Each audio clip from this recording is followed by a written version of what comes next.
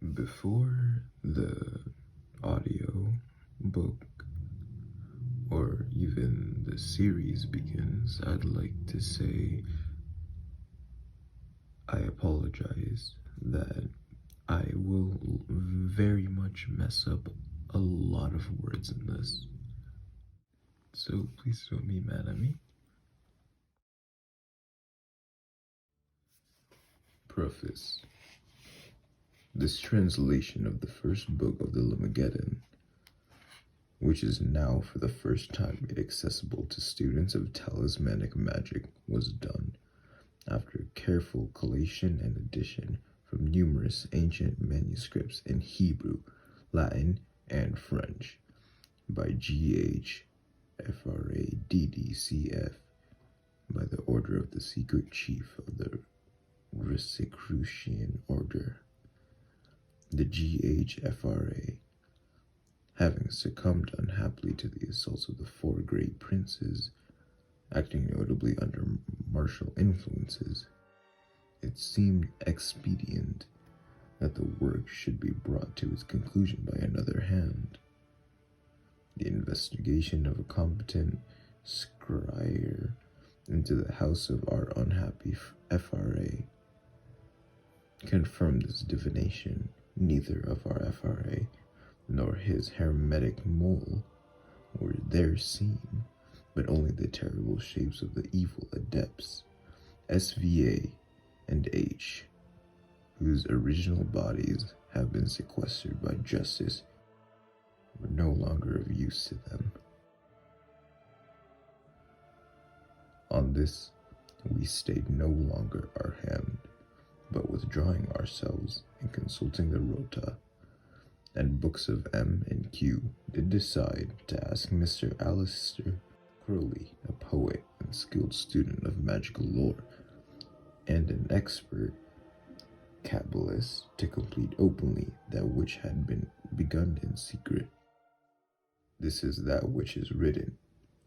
His bishopric let another take, and again, Tetragrammaton. This is also that which is set nomen secundum refertur ad Gebura, qui es rex bitul at corruptio axuragim patris et matris hoc indigitatur. And so saying, we wish you well. Ex Dio nascimer and Jesse Morimer per SS reviviscimus. Given forth from our mountain of A, this day of CC 1903 AD. 1. Mr. A.E. Waite writes Real History of the Rosicrucians, page 426. I beg leave to warn my readers that all persons who proclaim themselves to be Rosicrucians are simply members of pseudo-fraternities, and that there is a difference between their assertion and the fact of the case in which the essence of the lie consists. It is within the editor's personal knowledge that Mr. Waite was, and still is probably, a member of a society claiming to be the R.C. fraternity.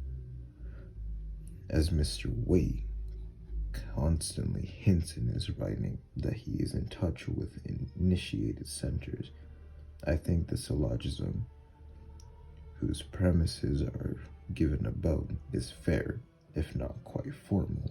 E.D. 2. It was owing to our F.R.A.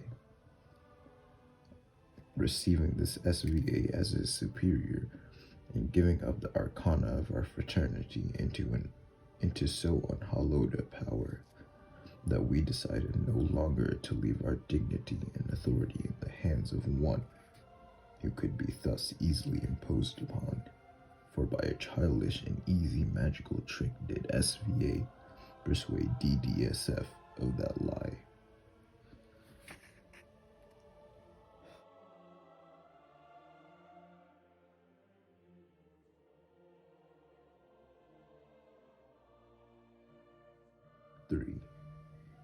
He that is appointed to complete in secret that which had been begun openly is R.R., and to be heard of at the care of the editor.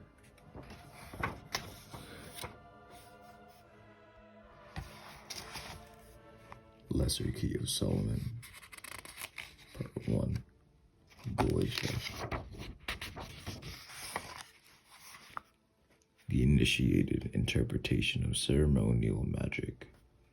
It is loftily amusing to the student of magical literature who is not quite a fool, and as rare is such a combination, to note the criticism directed by the Philistine against the citadel of his science.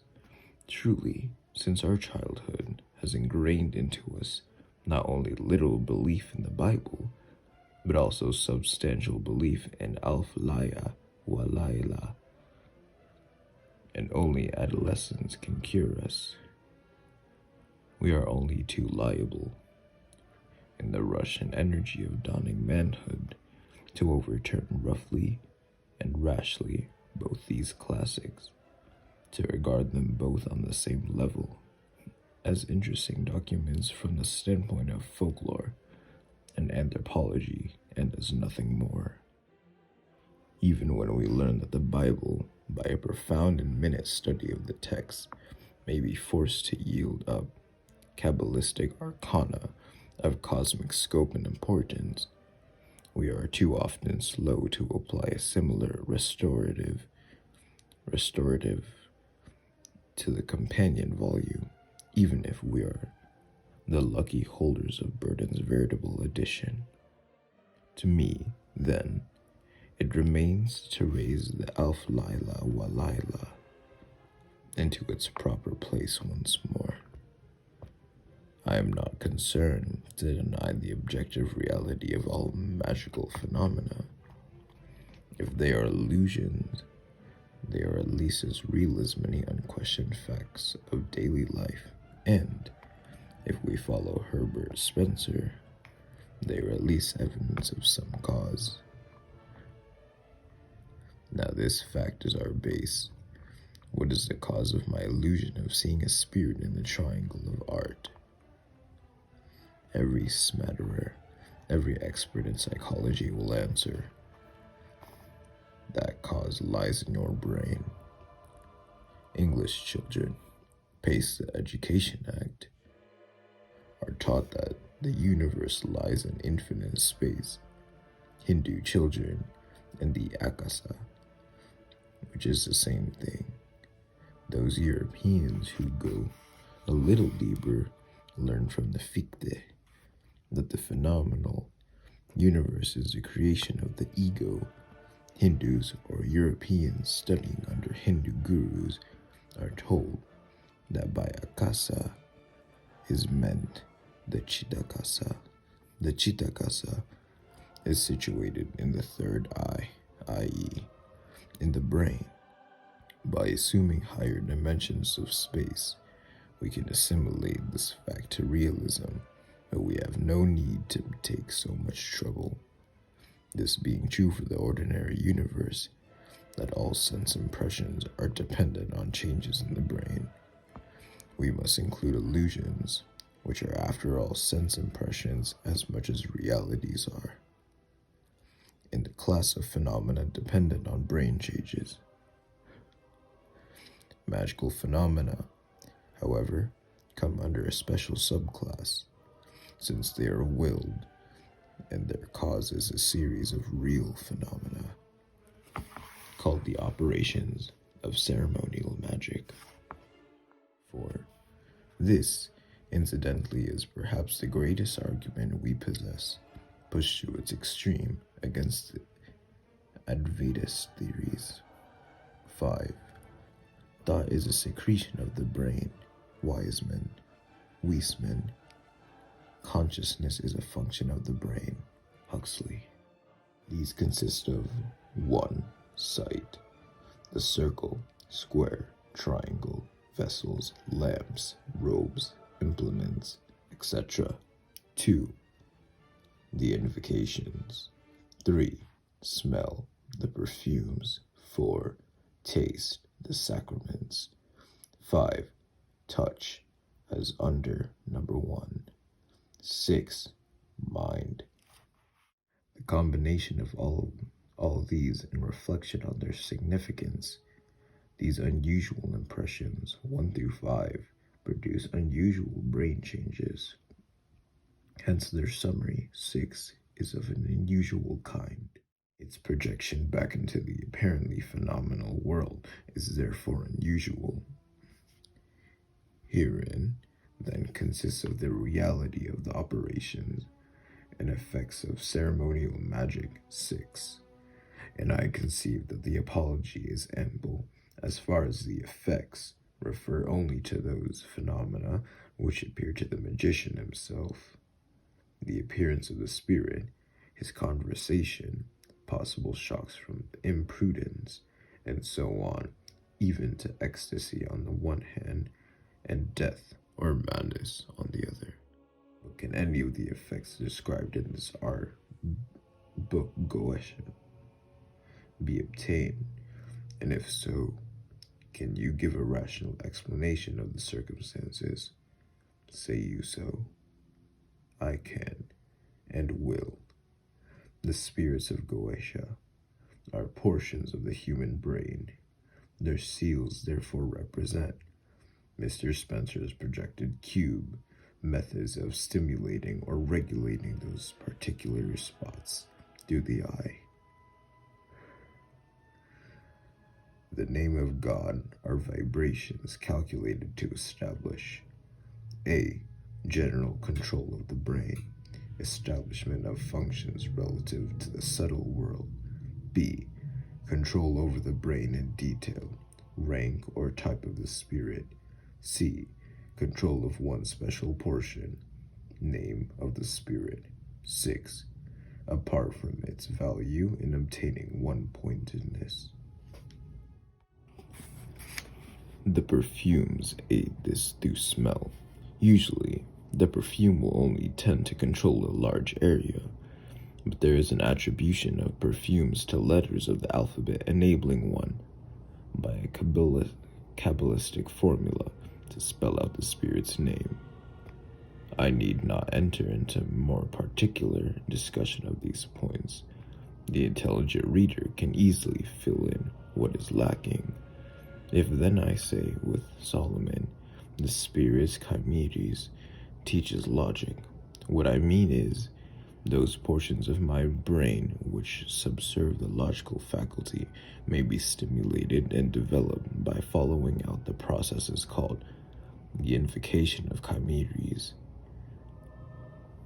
And this is a purely materialistic, rational statement. It is independent of any objective hierarchy at all. Philosophy has nothing to say, and science can only suspend judgment, pending a proper and methodical investigation of the facts alleged. Unfortunately, we cannot stop there. Solomon promises us that we can: 1. Obtain information. 2. Destroy our enemies. 3. Understand the voices of nature. 4. Obtain treasure. 5. Heal diseases, etc. I have taken these 5 powers at random. Considerations of space forbid me to explain all. 1. Bring up facts from subconsciousness. 2. Here we come to an interesting fact. It is curious to note that the contrast between the noble means and the apparently vile ends of magical rituals. The latter are disguises for sublime truths. To destroy our enemies is to realize the illusion of duality, to excite compassion. Mr. Wade, the world of magic is a mirror, wherein who sees muck is muck. 3. A careful naturalist will understand much from the voices of the animals he has studied long. Even a child knows the difference of a cat's meowing and purring. the faculty may be greatly developed. 4. Business capacity may be stimulated. 5. Abnormal states of the body may be corrected. The involved tissues brought back to tone in obedience to currents started from the brain. So for all other phenomena, there is no other effect which is truly and necessarily miraculous. Our ceremonial magic finds down, then, to a series of minute, though of course empirical, physiological experiments, and whoso will carry them through intelligently need not fear of the result. I have all the health and treasure and logic I need. I have no time to waste. There is a lion in the way. For me, these practices are useless, but for the benefit of the others less unfortunate, I give them to the world, together with this explanation of an apology for them. I trust that the explanation will enable many students who have hitherto, by pure objectivity in their view of the question, obtain no results to succeed, that the apology may impress upon our scornful men of science that the study of the bacillus should give place to that of the bacillum, and little to the great.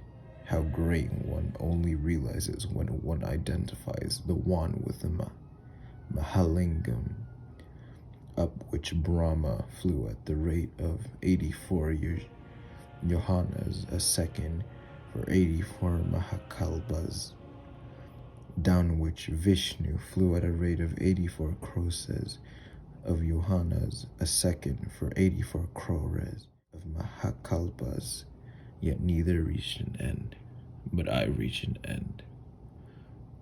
Boleskine House, Foyers, N.B.